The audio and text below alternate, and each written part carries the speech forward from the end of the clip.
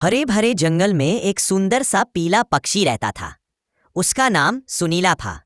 उसकी मधुर चहचहाहट से सुबह का माहौल हमेशा खुशनुमा हो जाता था।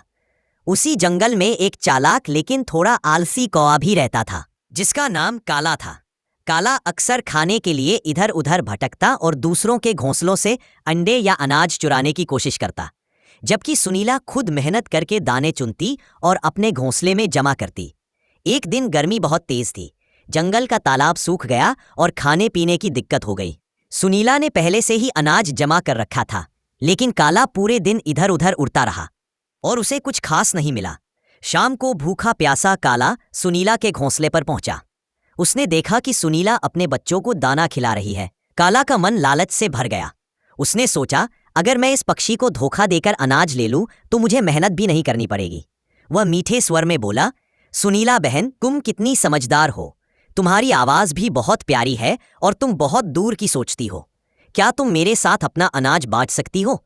मैं तुम्हारा। सुनीला ने मुस्कुराकर कहा, काला भाई, अगर तुम मेहनत करते तो तुम्हारे पास भी खाने को बहुत होता, लेकिन अब भूख में तुम्हें तंग देखना मुझे अच्छा नहीं लग रहा। मैं थोड़ी मदद कर सकती हूँ, लेकिन याद रखना, यह सिर्फ दया है, चोरी मत करना।